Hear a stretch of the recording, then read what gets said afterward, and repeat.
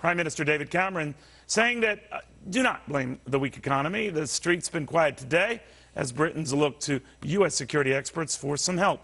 Liberals there fueling the argument keeping the peace costs money and cutting spending on peacekeepers there is bad. To Mark Steyn, he's not surprised that this is being picked apart. What do you think, Mark?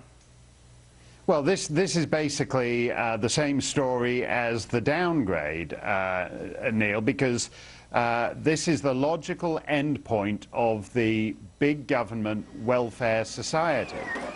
These people have been marinated in stimulus, in the Obama word, their entire lives, and they are the children of stimulus, the children of dependency. Who are the people protesting then? Who are they really?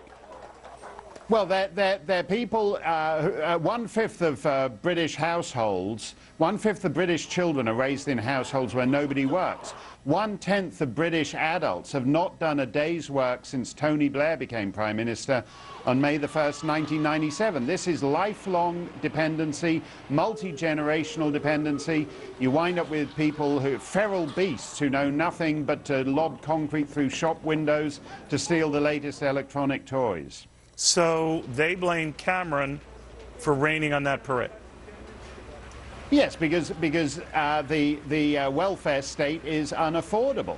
And your previous guest was saying they admire David Cameron for taking a deal of 2-to-1 in terms of spending cuts versus revenue raising.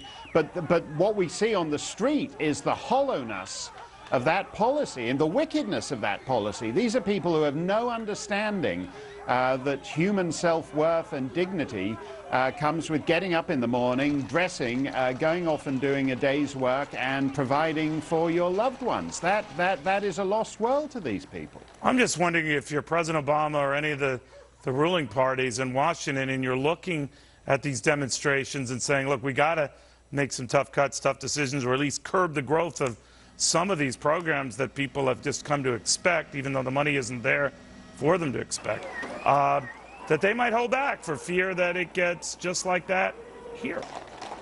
Yeah, absolutely. I've got a chapter in my book that deals with just that scenario, and I quote the Gerald Ford line, you know, a government big enough to give you everything you want is big enough to take away everything you have. But the problem is that there's an intervening stage, that a government big enough to give you everything you want isn't big enough to persuade you to give any of it back when times get tough.